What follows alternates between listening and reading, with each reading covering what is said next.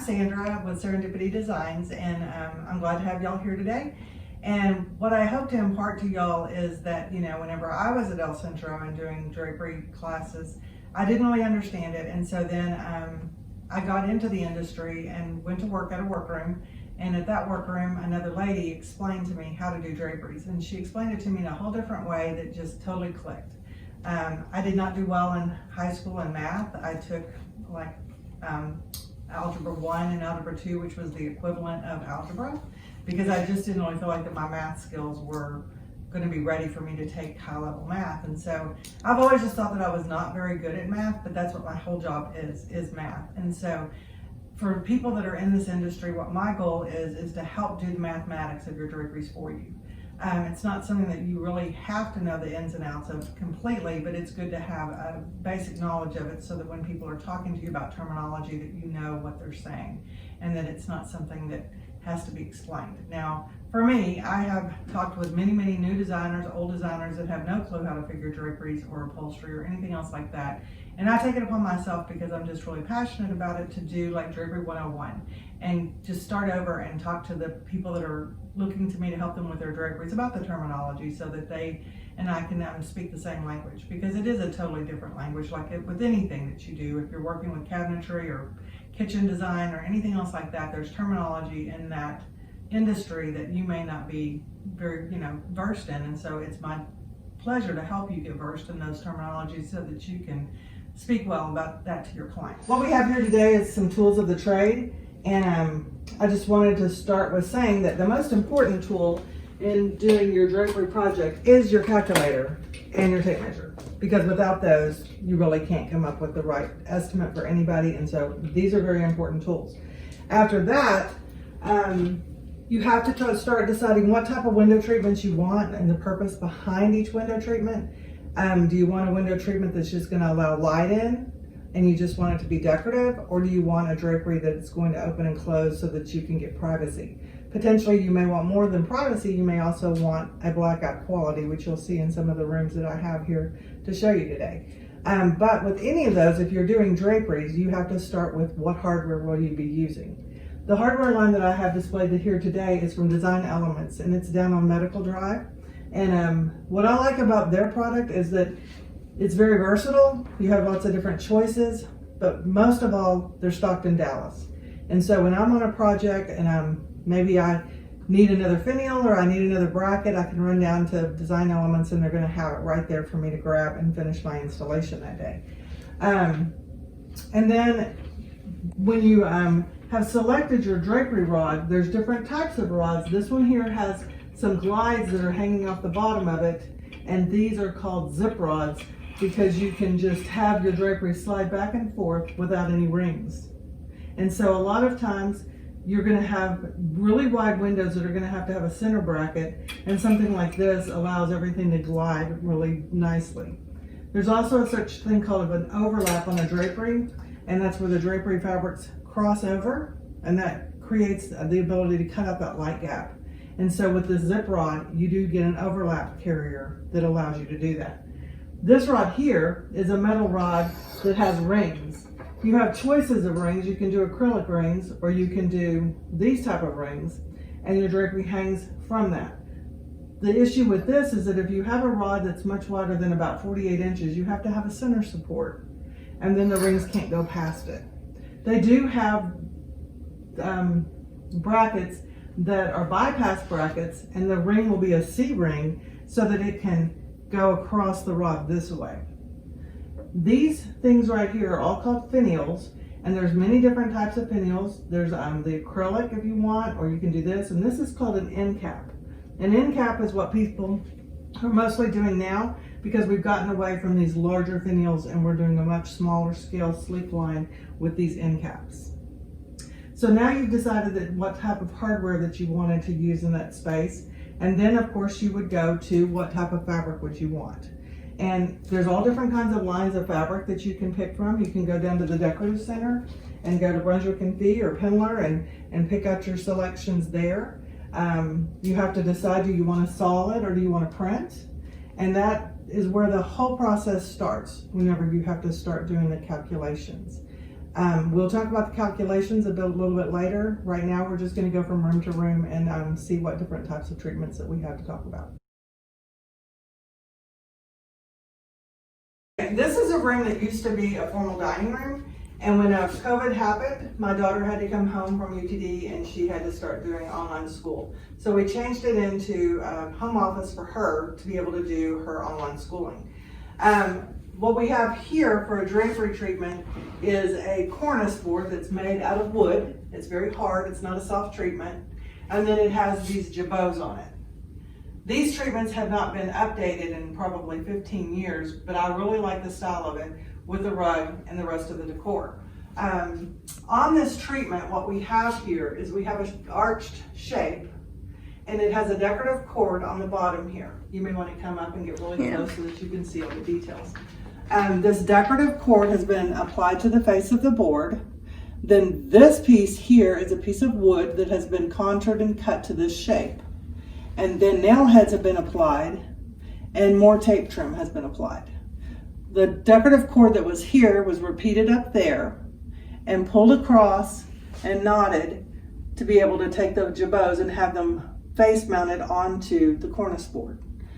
The jabots then were contrast lined, and this tape trim has been applied to the face of the fabric opposed to pillowcased in where you might not see this portion. You have that choice in every drapery treatment that you're specifying is, does the trim go on top or does the trim be pillowcased into the fabric? We can reupholster dining room chairs or kitchen chairs. And what we did here was we picked this fabric so that it would coordinate with this, but as we go into the kitchen and into the living room, you'll see that it all flows together because when we have parties, we need to be able to take other chairs from other rooms. And so we need to think, how are we going to coordinate it so that it all goes into one space and looks like it was meant to be there. It was purchased at Home Goods, and it was at a very good price. And the reason why I purchased it was because of the acrylic legs that it has. Each acrylic leg is very expensive. It can cost you anywhere from $40 to $60 a leg. And so I thought, well, wow, that's a great find. And I would just take it and reupholster it in a cravat fabric that would keep with the decor in here. So you can find things at retail stores at good prices or at flea markets and have it reupholstered and update your whole look. We also purchased these pillows from At Home, which is just a ready-made store, and so you can add a pop of color for a very small amount. This pillow was $19.99, and if you had to buy this fabric, I found this fabric down at the Decorative Center, and it's $50 a yard. So in this kitchen, when we updated it, we chose a new wallpaper. And with choosing a new wallpaper, we also needed to choose new fabric for the chairs and the bench seat and the window treatment. And so what I'm going to do is I want to talk to you a little bit about the window treatment. This is a Roman shade, and what type of device it has here is called a rollease. And so you just rotate the chain and it will raise and lower the treatment. Now, the one thing that you need to be aware of is that the rollease is mounted up here. Come closer and get a really good look at it. And so the board has to be big enough to accommodate this rollease. So when you do that, you project your shade out further, and that's how you can keep this cord behind it. We can flip it around and put the rollease to the front and put a valance so that the shade would sit closer to the wall, but then your chain is going to be to the front. So it's a detail that you do need to discuss with your client because not everyone wants to see the chain always to the front. So be sure that's a question that you ask. And then because of the wallpaper that was selected, it was necessary to try to find something to finish out this shade with. And what I did was I went over to Cutting Corners, which is a fabric store off of a Midway, and I found a fabric that looks like this in a larger piece. And I just had banding made out of it and applied to the side of the shade. So you can take a portion of a fabric and make a banding out of it, or you can apply a real band, which you will see in another room at another time. What we did was we reupholstered these chairs in the same fabric and got the whole width of the fabric to be able to be seen so that it just would all coordinate together. But you can see that if I were to take these chairs that were in the home office into a room together, they all flow together. I want to talk a little bit about pattern repeats, and I find the easiest way to talk about a pattern repeat is to use the wallpaper because it's flat on the wall and you can see it. That is where I got my first training, was working at a wallpaper store. So for me, because I already understood how to calculate wallpaper, learning how to calculate draperies was just then adding fullness into it. But the one thing that you do have to understand is repeat. So when you see this part of this blue thing here and you see it up there, if I were to take my tape measure and measure to the top of that, it is 27 inches tall. The repeat from the top of this blue to the top of this. So when you're specifying your draperies to the workroom, you need to know that repeat. Now, if you've gotten your sample from down at the Decorative Center at Cravat or Pendler, it's going to be on your sample. And so you want to make sure that you have that ready whenever you're talking to the workroom and wanting to get a quote on fabric. It's a woven wood shade that we put in here to get privacy, but yet to let light in because it's a kitchen. We took that same fabric that was over there on the Roman shade and on the bench and folded it in a different way so that we only got the blue and red so that it would make a nice statement in this window. This woven wood can be purchased by Hunter Douglas, and they have many different types to pick from. And what I do is I partner up with a lady that owns a company called Covered Creations, and her name is Pam Couch. She's the Hunter Douglas rep for Dallas. She has purchased all of these books, so I can just go borrow them. Purchasing books can cost hundreds of dollars, and maybe you don't do a lot of window treatments and you don't want to invest in that. That's where Pam can really help out. It's a collaborative work between you, the designer, me, the workroom, and other people to get your projects done. And so we all need to, be able to lean on one another and appreciate each other's talents. What we did here was we used the same design element rod that we were talking about there. If you come up closer, you can see that we have the C-rings. Can you see the rings that are broken on the back? They've got a notch out, so that if we'd had a center support, we could have that and have it slide over, but we don't have that issue here. This is a sheer fabric that, when pulled up, it allows a lot of light in. It's inside mounted, and we pulled it to the front of the window. And this shade, when it's down, ties off. When it's pulled up, it ties off, opposed to the other shade that had the release. So this is just another way of tying off. This way is the least expensive way. If you do the release, it adds to the cost of the shade. She did not like that she was getting light gappage here on her window because it was coming straight into her eyes. And so we had this railing put here so that it would try to consume that light. And then her bed, what people are doing now mostly for bedding is we're buying quilts or blankets or whatever you want to call them, because they're very lightweight, but it adds the color. And then we put a throw at the end of the bed. And then she has a dust ruffle that is gathered. And the way that we make our dust ruffles is that we put a band of fabric along the edge of it, opposed to just bringing the fabric here and having lining here. Because if she wants to keep this bedspread tucked in, you don't see the white from the dust ruffle. So those are some difference that you'll find in different workrooms and how they make things. And you want to make sure that you understand, because once it's made and you don't like how it's made, it's still your product because you weren't aware of how your workroom makes things. This is the same room, but with the shade down, and on a sunshiny day, you can see that you get a fairly dark room. It's never going to be blackout, which people use that term. It will just be room dark. It's a guest room, and it pairs off as being a nursery and a guest room. This is a trundle bed. There's another bed underneath it so that you can pull it out and have enough room for two people to be in the room if needed. And let's talk a little bit about how to measure for a pillow. These are all custom pillows on the bed, and so when thinking of that, you need to think about how wide do I want a pillow, how tall do I want a pillow. Not always will you be able to buy a standard form. These are custom forms that were made specifically to fit this bed, and that's the reason why they fit exactly. But to make it fit exactly, you have to understand how a pillow is measured. This space here is 38. So if you were to tell me that you want a pillow that's 38 inches wide, whenever I made the pillow, it's going to shrink because you're measuring in how you order a pillow from seam to seam. This pillow is 42, not 38. So if you had told me you wanted a 38-inch pillow, it would not fill the space the way that you're wanting to fill the space. So know that you need to add about 2 inches whenever you're talking about the finished pillow, not how it's measured.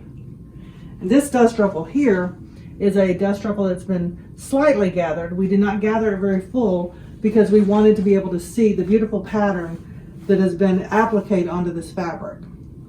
We took it because it is a trundle bed, and this is metal here, and it's very hard to have a dust ruffle on a trundle bed. We took it and put it on a piece of board and then screwed it directly into the metal. You have to be careful when specifying dust ruffles to know the bed. If your client just calls you up and says, oh, I want a dust ruffle, you don't really know the bed because you haven't been there, and so you want to make sure, is it a bed that raises and lowers, because those take a totally different dust ruffle than any other bed. The bed that we saw in there is just a platform that you lay it on, so it's a simple, easy peasy dust ruffle to make. But this was a little bit more complicated, and you'll pay a lot more because of the installation. Then we have over here another Roman shade that right now we're trying to figure out, do we want to add the pom-poms or do we not? And so it's kind of a work in progress. I think we've decided that we're going to, because we just think that it adds that little punch of color. I found this pom-pom trim, and I'm going to double it up, and the tassels will fall in between each one of those. So you can take 2 trims and put them together and have a totally custom trim.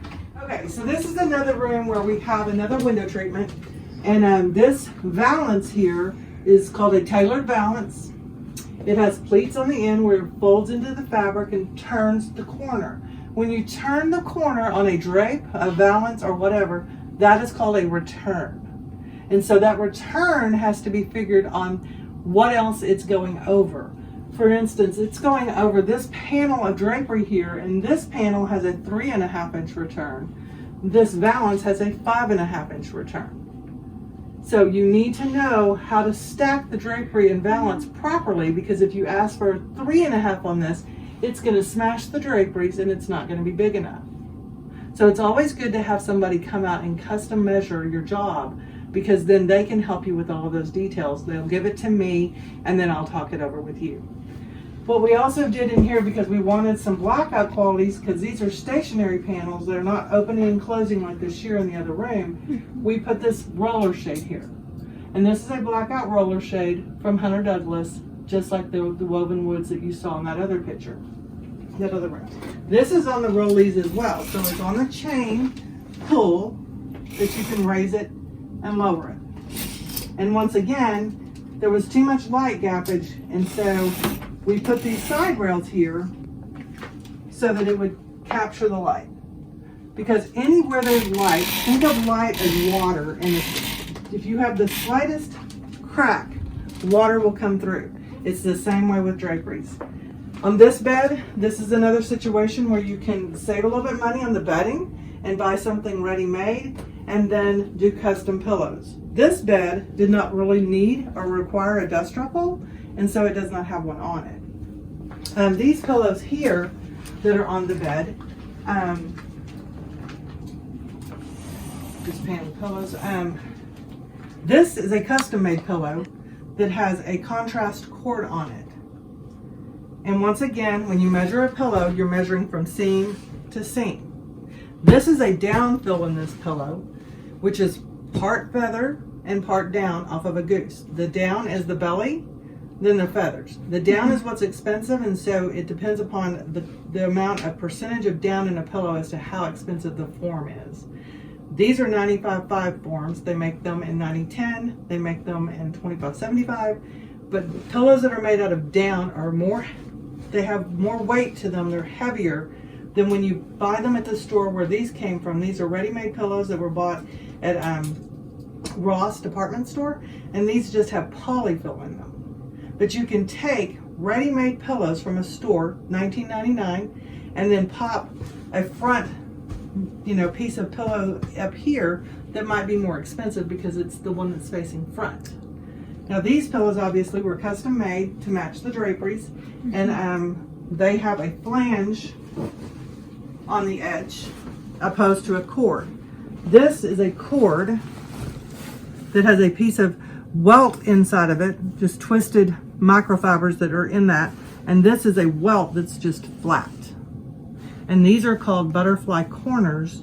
And most of all the ones that we do now have either welt, flange with butterfly corner, or this is called a knife edge, where it has nothing. This countertop is a cultured marble countertop. It was put in the 70s, and it came with the house. I did not want to change the countertop or the tile, so I started with that as my base, and then I did this custom floor that's vinyl tile, commercial tile, that was cut into this herringbone pattern. Then I selected this Tybo wallpaper to do the walls with.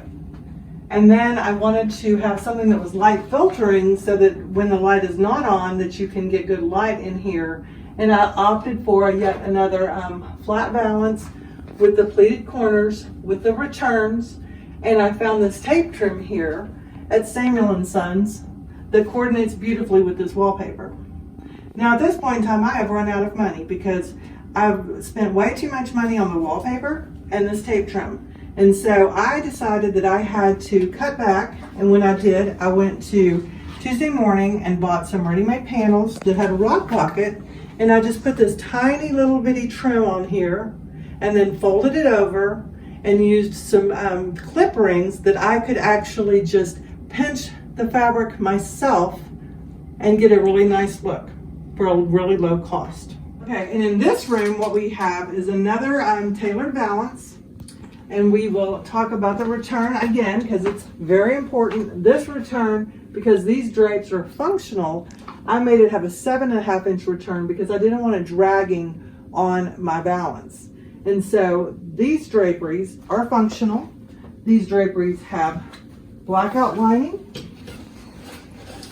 They have inner lining, which is another layer of fabric that gives the fabric some bulk, some stability, and makes it really look luxurious. And on here you can see that there's a flange like what we talked about on the pillow. Then the tape has been backed off about 1/2 inch, and then the tape is applied here. This gives it a much finished look, and you can repeat it on the balance, and then you can repeat it on the Roman shade. This Roman shade is a self-lined linen that you can see through. It's a sheer, and we did not put the slats that typically go here so that when you raise and lower it, it folds nicely, because this shade is never raised and lowered. It's just here to block out the fence that's on the other side that you don't want to see. So you can use a shade to block things if you get one that has light, and this is custom made. Then this over here is a cord pull that is attached to the bottom of the floor so that you can take this cord and rotate it and you can close the draperies. This here is the overlap that we discussed previously so that you can have them, overlap one another. When you use rings, they go like this, and so you don't get that overlap. They do make decorative rods that have a wood fascia or a different type of fascia on them so that you can have just that. But if what you're trying to do is to achieve a blackout room or a room darkening situation, you need a valance to capture that light, because the light will go straight up. Because what did I say? Where water can go, light can go.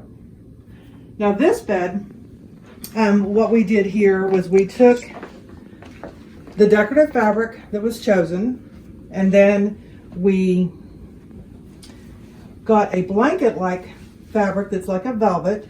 You can purchase these types of fabrics like at Fabric Cut. You can see that they're a little quilted, but yet they have a really soft hand to them. And so you can back the back of this. This can be considered a duvet, but for me, I did not want a duvet. I wanted something that was lighter weight because I didn't need that much warmth on me at any time. Then you can see that this dust ruffle is gathered as well, and it has that decking that's on the top so that you don't see the lining, because they will shift, they will move with trying to make up your bed. And then this throw here you can buy these types of throws like at Z Gallery or, you know, at home or lots of different places, and just throw that on the end of your bed. And so then what we chose here was a complementary fabric from Pimler to make the pillows with. These pillows are made with poly down because they're very lightweight, because I have to make the bed every day. When I make my bed every day, I don't want some really heavy pillows, so I just chose to do poly. It's just a personal choice for whoever you're working with, but it is something that you need to discuss. And then we just threw this faux alpaca hair pillow right in the middle just to give it a little bit of fun and then have it be fun. This is an oriental screen that I've had since I was in my 20s. I decided to have someone put a bar across here out of wood so that it could just be hooked onto the wall to make a nice headboard. Then you can come over here and see that you can reupholster a chair in a very large print and get a nice pop without having too much floral in your room. There's a lot of details that you can pick, like you can take and center whatever piece you want, and as a designer you need to think about that before you give your fabric to me to do, because I need to know what is important to you to center. You can put a solid on the back to just give it a little bit of contrast, and then here we use that same contrast to do the welt cord that is going around it to hide the staples. Then into this room, this is called a Brighten shade because it only has one scoop down, and this is a trim that's been doubled up, like what we talked about in the boho room, where we had this tassel beaded trim that we liked, but we wanted to add something else to it, so we doubled it up to make this really nice look. This is top applied, just like what we talked about in the first room with the cornice, and then you can take it on up there and get a coordinating cord to put up there just to add those finishing touches. This bench here was given to me because it was just going to be thrown away, and so I reupholstered it in this cut and uncut velvet. It's kind of a burnout pattern that complements the drapery treatments and the bedding and the rug. So any piece of furniture that you have, we can reupholster it, but just know reupholstering is not less expensive than buying new. It can be quite expensive depending upon how much the fabric is that you purchase. This fabric was purchased at Cutting Corners, and it was like $45 a yard, and it takes about 4 yards. So that's $150, $300 in fabric plus the labor. So it can push up your budget a lot. So what we have here is we have a swag treatment.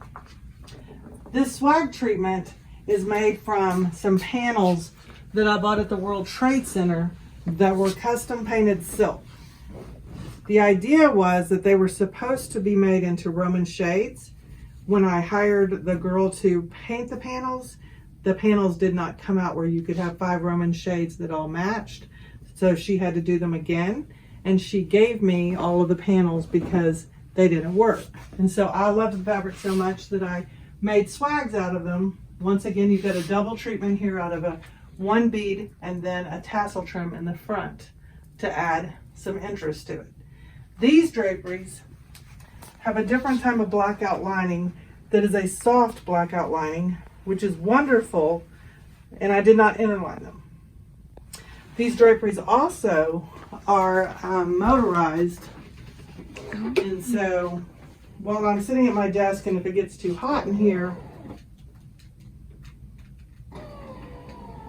they just automatically shut by themselves. You can motorize shades, you can motorize draperies, you can motorize just about any window treatment. I have it set at that level so that it leaves that light opening. You can make a setting where it will stop at any way down the way when you're opening and closing them. Over here, what you have is another type of a Roman shade, and this is called a soft fold because it has soft folds of fabric that go all the way down it. So I wanted to thank y'all for coming today, and I wanted to just tell you that during these COVID times, with all of our masks and all of our isolating at home, we just really appreciate y'all coming here and letting me explain to you how draperies are made and the different types of Roman shades and the different ways to do upholstery. And I hope that I've answered a lot of your questions, and I think that we will have a question and answer time that we can record. Hi, Emily. I just thought that I would give you some time to ask any questions that you might have. Okay, so I actually wanted to know about the installation process. Like, how does it all work out? Installation is priced out by the foot. So if your rod is, say, 9 feet long, depending upon what your installer is charging you, then you would multiply it by his factor that he charges. They do charge by the foot. Okay, so like the Roman shades and all these different types that you do, are they all varied by price? Yes, draperies are priced out by the width, and that's a mathematical equation that we can go over, and you can get a little bit more familiar with that, but the labor is done by the width of the fabric. And just as the wallpaper is flat, your draperies are about 3 times full length. Hi Isabella, do you have some questions for me? Yes. So how do you clean the draperies? Well, you can either take them down and take them to a dry cleaners and have them cleaned. The downside of that is that the lining can shrink at a different level than the face fabric. Sometimes the fibers warp. And so it's kind of a tricky thing if you take them down and get them done that way. There is a company called Country Club On-Site Cleaning that they will come out and clean your draperies on site. And so that's really the best way. You can do your own cleaning along the way by just vacuuming them. Oh, okay. And like, what type of windows do you not recommend drapery for? Well, sometimes if you have a situation like the one where we have the soft fold Roman shade, or when we were in the other room that had the green and blue, that's a ranch window, and so it's really high up. And so when you have a bed that's going to push up against that, having draperies against that does not allow them to open and close very well. So that's a good place to do side panels and a valance to kind of frame that area, but then to maybe put a Roman shade in it, or to put a roller shade. Or like in the office where we had the soft fold, because there's bookcases underneath and all that. So sometimes a Roman shade is a better choice rather than draperies. Oh, okay. Oh, and then yesterday I was looking at my book and I saw that there was, what's the difference between I don't know how to pronounce it, a cornice and a valance? Okay, a cornice was like when we were in the home office where the college student is working. That hard board is called a cornice. Oh, okay. In all the other rooms, there were soft valances. Hi, Tamika. What are your questions today? Okay, so I have a question in regards to color fading. What do you suggest that you do to your window treatments? That is part of the reason why we use lining. Some people will just tell me, well, I don't need to line my draperies because they're trying to get them done at a less expensive price. Not only does that lining help protect the fabric, it also gives bulk to your drapery treatment, which gives it a more luxurious look. Last look like maybe it came from Bed Bath & Beyond.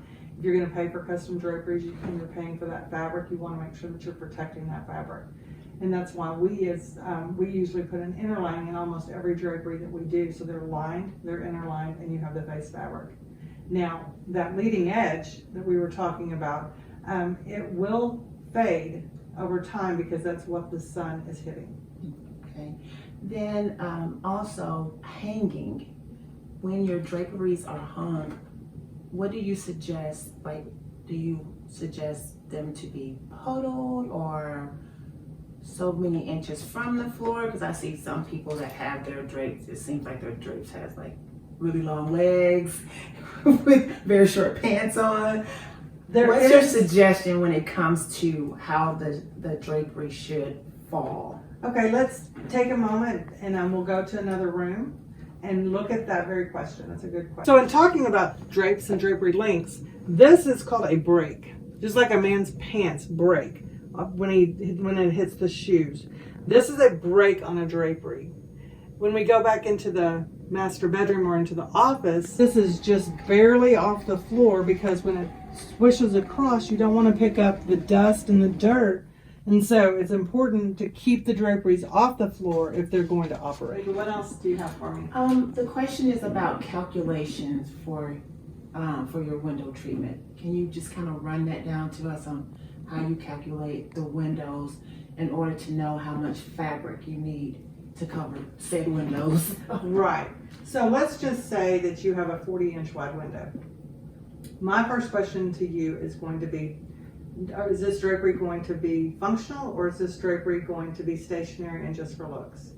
Do you want it to have the fabrics totally stack off of the window when it opens up, or is it okay for it to come in? If I have a 40-inch wide window and I want it to stack off of that window, I use a calculation of 1.5 to the width of my window. A 40-inch window times 1.5 becomes a 60-inch wide rod that is needed. And that will help that panel stay off of the window so that you get the most light in. So that's where you first have to start, is how wide am I going to do this? Then you have to start thinking about where am I going to install the rod? Do I want the rod to install all the way up to the ceiling? Or if maybe I have 20 inches of space above my window, which a lot of times happens, do I want that drapery to go all the way up there like that, or am I going to put it halfway so that it doesn't look like there's just so much wall space between the top of the window and the ceiling?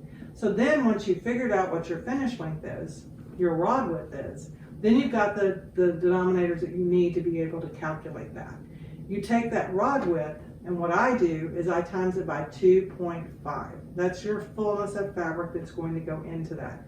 I choose to do 2.5 times fullness opposed to 3 times fullness because most of all the draperies that I do are lined and interlined, which adds to the bulk of the fabric, and you don't want to end up with really large stack backs because you've calculated a lot of fabric into it.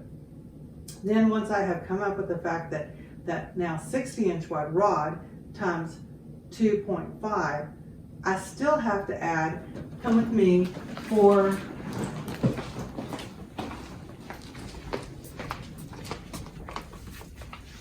the overlap, which is 2.5. I also have to figure that this turn back, which is called the leading edge, and this is the side hem, it has one on this side and it has one on that side. So I have to calculate that into it. And so when I do that, I calculate that 2.5 times 60, and then I add another 20 inches so that I can get my overlap, so that I can get my returns, so that I can get the side hems on both sides. And so then I get all that figured out, add all that together, and then I divide that by the width of the fabric. The width of the fabric, when you look at fabric, this is a seam here. There's another seam here, 54 inches wide, because most fabric is 54 inches wide. So from width to width, that's called a width of drapery. So on that 60-inch wide rod, with all that math, you would come out needing 3 widths of drapery fabric. That means that there's going to be a width and a half on this side and a width and a half on this side.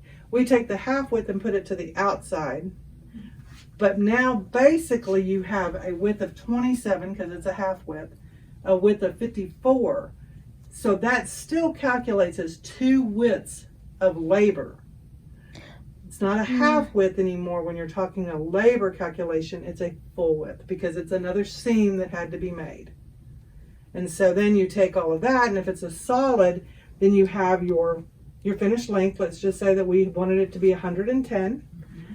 But now we have this top up here that is the header. And this is a 3-finger pinch plate tacked at the bottom.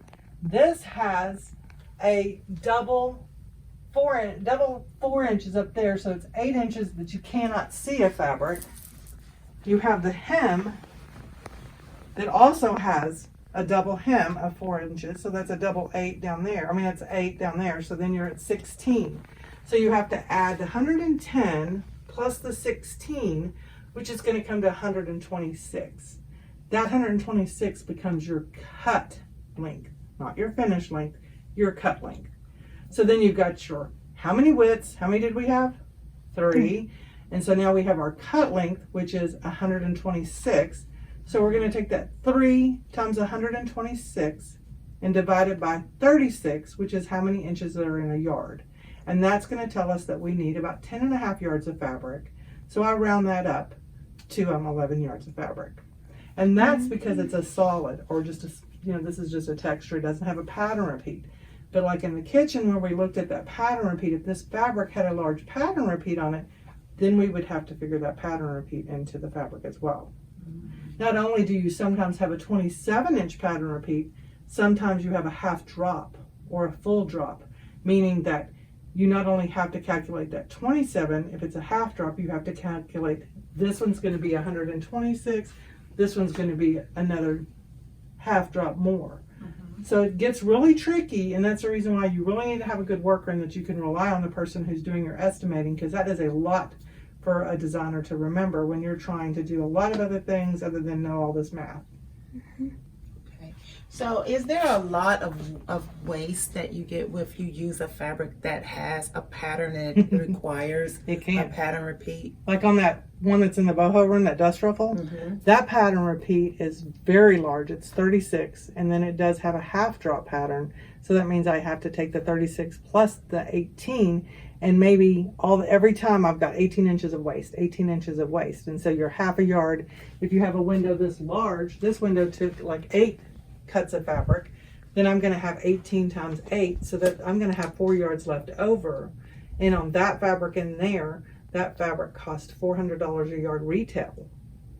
So I've got 4 extra yards at $400. So sometimes what the best thing to do in that situation is to know your pattern repeat and judge how high you want your draperies to fit the pattern repeat.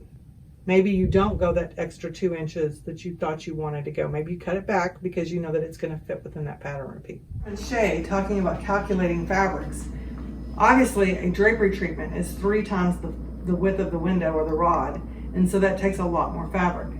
On a Roman shade, what you have is you just have basically enough fabric to cover the window that you want.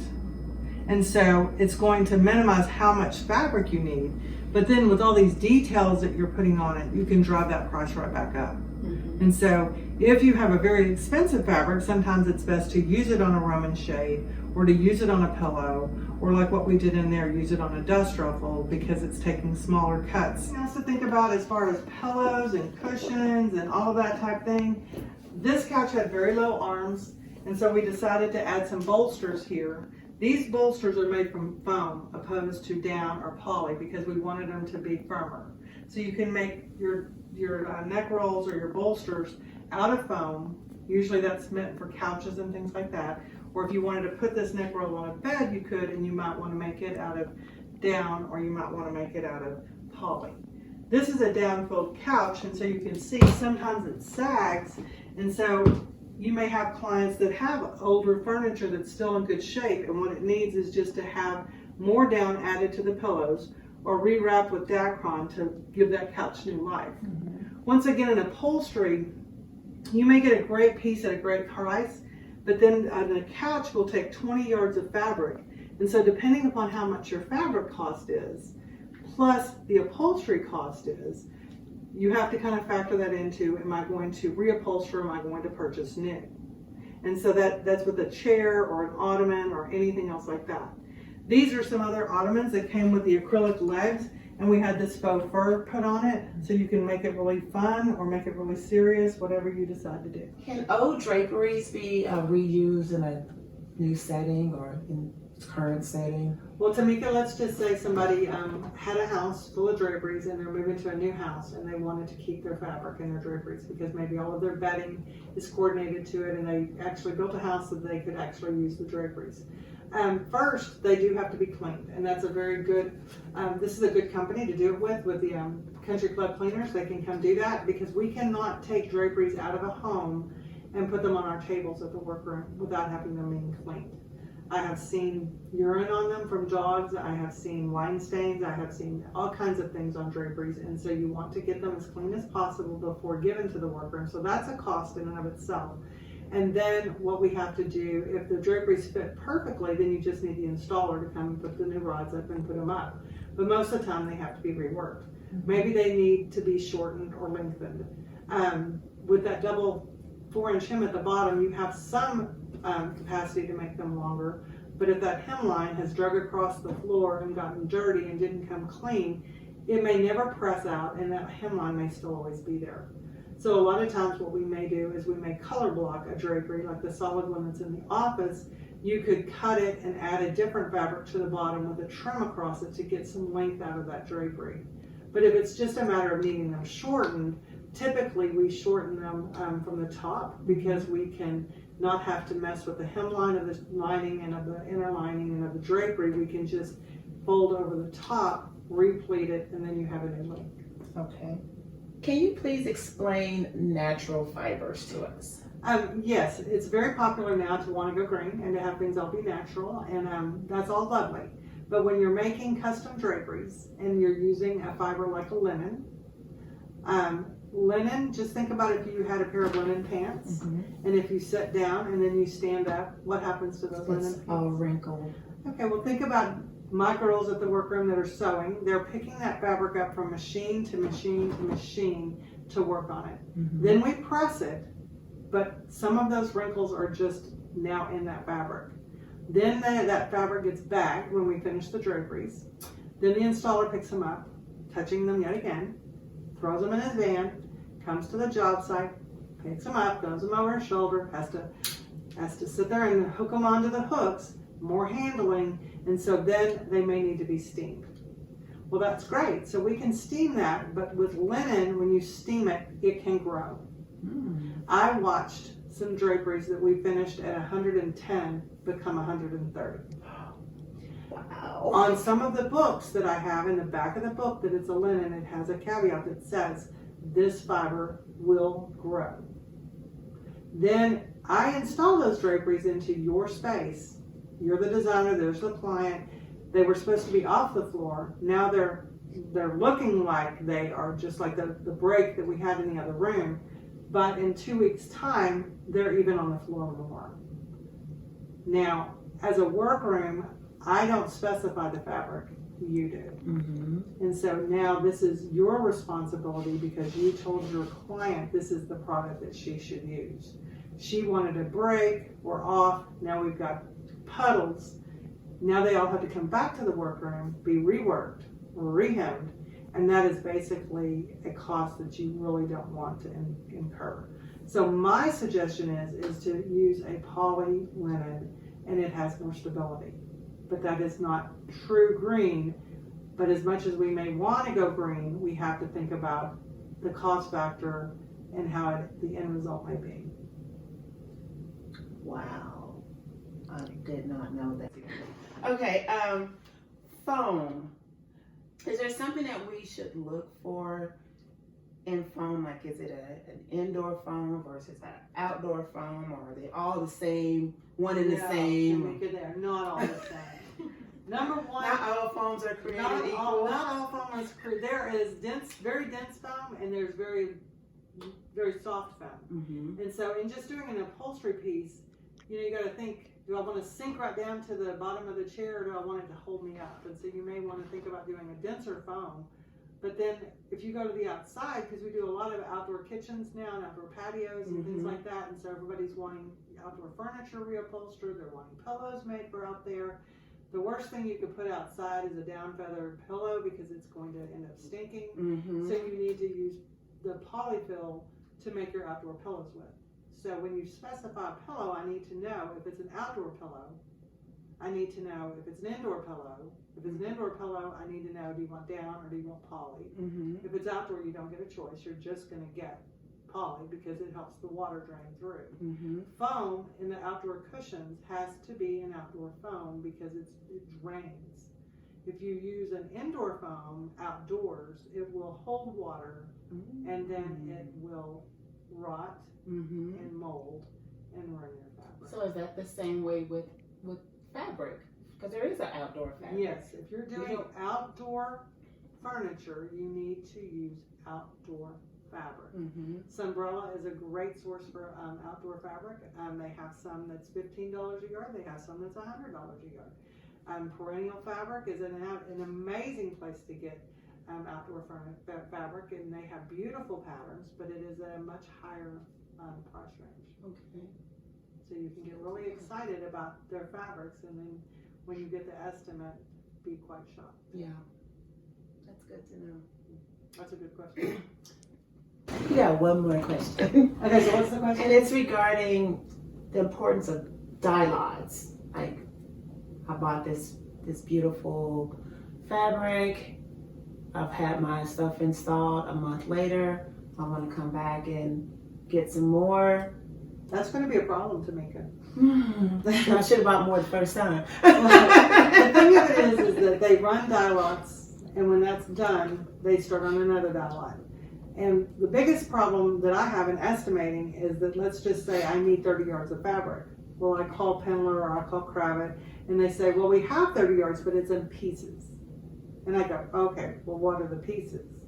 And so they'll tell me that they have a 3 yard, they have a 5 yard, they have an 8 yard, they have a this and that. Well, that's just going to be like overwhelming for you because you have no idea what the heck you're doing. Mm-hmm. So I may have windows over here and windows over here. Well, this window needs 3 cuts and it all needs to be 1 dye lot.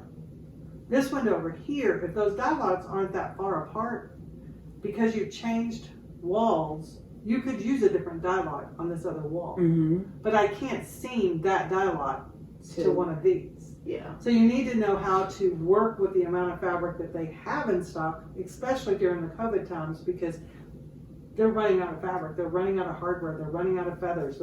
It's a real problem because, you know, because people have stayed home so much, they have started looking around their places and they're like, well, I want to redo because like the office that for my daughter, I mean, you know, it needed to be revamped so that she could be in a space that was conducive to her being able to be in there all day long. Mm-hmm. And so, you know, we're in a time where shipping is slower, fabrics aren't as plentiful, hardware's not as plentiful, so we need more time, we need customers to be more patient, we need to know how to work through dye lot problems and yardage problems. But no patience whatsoever. you know, we can't expect things to be the way they were because they're simply not. Yeah. You know, the fabric and I help you with your jobs. Thank you. Because I don't think I want to be a fabric estimator. I don't think I want to do that. Well, I mean, truly, most designers actually have no. That's not where they have spent their time. They have spent their time doing a lot of things that I can't do. I don't want to do kitchens. Mm-hmm. I'm glad you do. I don't want to do remodels. I'm glad other people do. I'm glad that at the end of the day they need drapery treatments that I can help with. You know, I can help coordinate a lot of things. So, you know, like if you are just, I have a friend that she's a designer and she really just doesn't have time to get down to the decorative center because she's doing kitchen design and remodeling and all of that. So she'll tell me what her vision is and I'll go down to Pendler or Cravat and pull fabrics for her. And, you know, that's another thing that I do is I help. I'm just basically your assistant when it comes to your fabrication needs. You are very much needed. And that's it.